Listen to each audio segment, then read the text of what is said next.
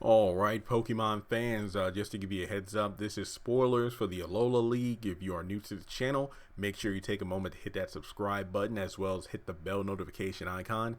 That way you don't miss out on any new content. But once again, spoilers, spoilers, spoilers. In the Japanese run of the show, they're currently getting ready for the semifinals of the Alola League, trying to find out who will be the top 4 contenders, who will move on to then go to the finals for the top 2 and then win the entire thing to battle against the Master Royal in an exhibition match. And we are in the midst of a battle that honestly is off to a bad start. And it's between my favorite Alola starter and its final form, which is the best design of the Alola starters. But ironically enough, competitively, they are the worst of the Alola starters. And I'm talking Ash's Rowlet versus Howl's Decidueye. And in about 48 episodes from the recording of this video, the episode will have aired showing us who wins the battle. But it is pretty obvious that Ash will win based off of episode titles that have been leaked. But I gotta say, guys, this is pretty underwhelming to say the least. The fact that both Pokemon use their Z moves and then dodge the Z moves right from the beginning, like, wasn't it established, I believe, early on in the Sun and Moon series that once a Pokemon uses a Z move, it is heavily exhausted because of the energy it takes to use said Z move? So to have Ash start off with the Bloom Doom and then it is easily avoided. I mean, I'm not mad that the Decidueye avoided the Z move. I'm just like, wow, it's that easy, huh? I wonder why other Pokemon just didn't, well, move out of the way. That was simple. I guess you could say that, oh, it's to build suspense. That way in the next episode, we're not going to be underwhelmed by, well, let's see. Rowlet's taking a bunch of damage now. I guess it's just a matter of him busting out his Z move, then he'll one-shot Decidueye. Oh, no, that's gone now. The Z move is gone. Then we move to Decidueye using the what is it, the Arrow Raid, the Sinister Arrow Raid, I believe is the exclusive Z move for Decidueye, and the dumb reasoning of Rowlet dodging the move because the adorable Decidueye outfit that its Toucannon family made for him, or excuse me, the Picky Peck evolution line, that's the family of Rowlet, made for Rowlet, when it got hit with the Spirit Shackle, which bound it to its place on the ground. Once the Z move hit, it hit the costume, allowing Rowlet to escape and not take any damage, even though we clearly see Rowlet taking explosive arrows. So I'm like, that makes no sense. I know some people try to justify it as, oh, well, you see, the costume that Rowlet was wearing was like a pseudo substitute. Pretty much that was the equivalent of Mimikyu's disguise ability. I think that's a funny way to justify it. And I know the anime follows little to no logic from the games, only when it wants to follow logic from the games. But this was just stupid. And this isn't the first time we've seen Ash using first stage or middle evolution, basically going up against the fully evolved version of itself and then coming out on top. But this is the Pokemon League. This should not be happening. I mean, if this was a 2-on or even a 3-on-3 battle where they were using multiple Pokemon, this would kind of make sense. I mean, let's say if How's using his Alolan Raichu, Decidueye, and then one of his other Pokemon from the game. Let's just say either Tauros or Noivern. I believe those are a couple of his Pokemon from the games. I haven't played Sun and Moon in quite a while, so I really don't remember. But it would have made more sense if, let's say, Decidueye had taken damage from two of Ash's other Pokemon. Like, let's say he was also using Pikachu and Torracat. And again, I'm just throwing Pokemon in there because you know there can't be a Raichu on the field without a Pikachu Raichu battle, and then Torracat might have been able to damage Decidueye with some super effective fire moves, but then it got the best of Torracat with its Z move or whatever. So that way when Rowlet did come up against it, it would have more of a fighting chance, so to speak. I think that Rowlet winning, because the title of the next episode is like overcome Juniper, overcome Decidueye, Sky Attack from Decidueye versus Brave Bird, which is Rowlet's attack. And it's one of those situations where it reminds me of the X and Y series, where Fletchling, I think that's the name of the first stage of Talonflame, fought against the Talonflame in the Sky Battle, and then it defeated Talonflame by evolving into Fletchinder and then spamming Flame Charge. And I'm like, how the hell does that make any sense whatsoever?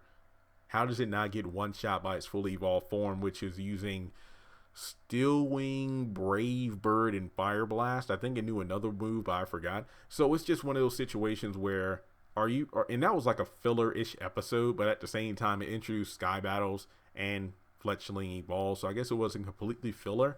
But this is a league battle with the rival from the games. Yet Hal and Ash have only interacted in one episode. Now it's the introductory episode where Rowlet defeated Dartrix, and I'm not even going to count the other episodes Hal has had in the Alola League, because they've been literally nothing more than cameos. And it's just dumb to me how Ash is going to win this with a unevolved I mean, who knows? Maybe we'll be surprised, because it looks like Rowlet will still be using the Seed Bomb attack using its Everstone. So what if there's a moment where it uses Seed Bomb, but it either misses or Decidueye deflects the Everstone, and during that period the stone is away from Rowlet, but then Rowlet evolves into Dartrix because the Everstone isn't in its stomach anymore, so it evolves. I mean, we did see the first move of the battle.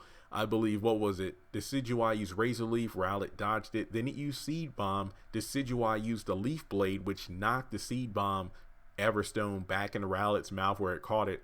So if Rowlet evolves, that would be pretty interesting, but the core move of the battle is going to be Feather Dance, which it was trying to learn from its family, but it hadn't mastered yet. But the thing is, Feather Dance lowers the attack of your opponent by, I believe it's 2 stages, if I'm not mistaken. So even if Rowlet does master Feather Dance, here's my problem with that. Decidueye is still the fully evolved form of Rowlet. Not to mention, on top of that, if Rowlet takes a crap ton of damage before it even uses Feather Dance, that means even if you lower Decidueye's attack power, and it still lands hits, it will be doing significant damage to a Rowlet. I mean, you can't use just the funny excuse. I know it's the anime, not the games, but, well, what if Rowlet's holding an Eviolite, which like increases defenses by a lot? Good point, but if I'm not mistaken, Eviolite hasn't even been shown in the anime, and also Rowlet is technically holding an Everstone, so who is obviously not holding Eviolite. So I think this is pretty dumb. Not to mention, talk about Feather Dance all you want, like lowering Decidueye's attacks, but Brave Bird causes recoil damage. So even if Rowlet successfully uses a couple of Brave Birds, which is super effective against Decidueye, it will take recoil damage. But we know how recoil damage works in the Pokemon anime. It's just like the Hyper Beam variations, like Hyper Beam, Frenzy Plant, all that stuff. A Pokemon only recharges when the anime says it should for the plot of the battle. For example, there have been times where a Pokemon uses Hyper Beam or whatever, and it clearly misses the intended target, but it still has to recharge. Even though in the games, if you miss like with Frenzy Plant or Hyper Beam, you don't recharge.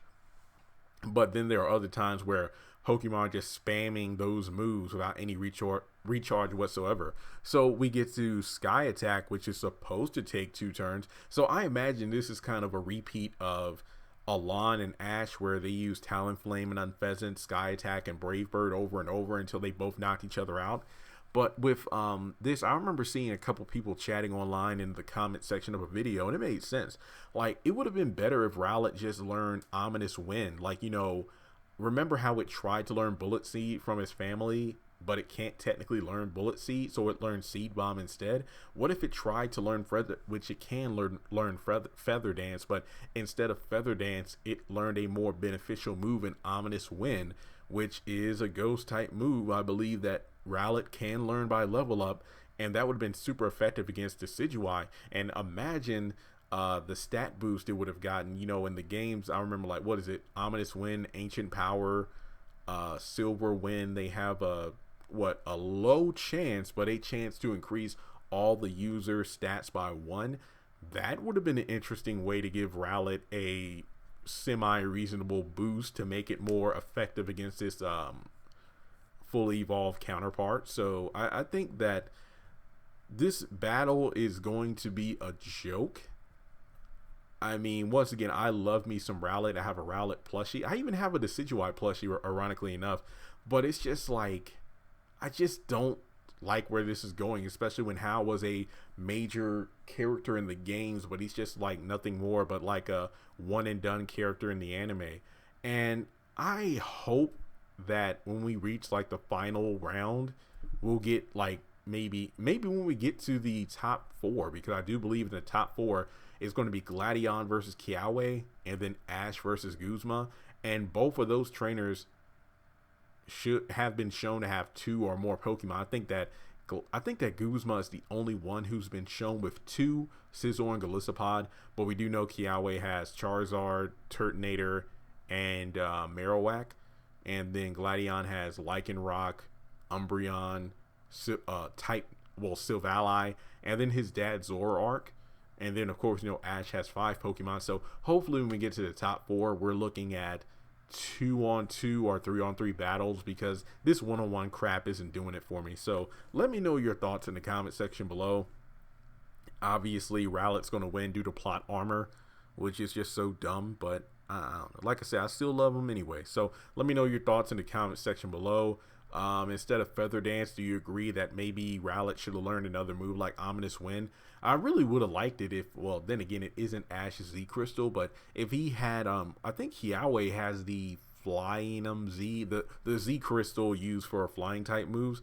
That would have been pretty interesting to give Rowlet, what is it, Supersonic Strike or whatever? Because imagine Brave Bird fully powerful Z Crystal. That would have been incredible. So that would have been a reasonable reason for the Decidueye to lose in one shot. So with that being said, thanks so much for tuning in. Please subscribe to the channel if you haven't done so already, and I'll talk to you soon. Congratulations on making it to the end of this video. If you like what you just saw, make sure to hit the thumbs up button, or if you have anything you would like to add to the video, make sure to leave your thoughts in the comment section below. If you want to keep up with me on social media, go to the description box. All of my links for social media are right there. Also, if you feel like you would like to donate to the channel, make sure to click on the link to PayPal. Any amount helps. $1, $5, $20. As a full-time YouTuber, any support from my fans really does mean a lot to me. Finally, make sure to hit the subscribe button as well as the bell notification icon. That way you're kept up to date on any new content I post to the channel. Once again, thank you so much for tuning in, and I'll talk to you in the next video.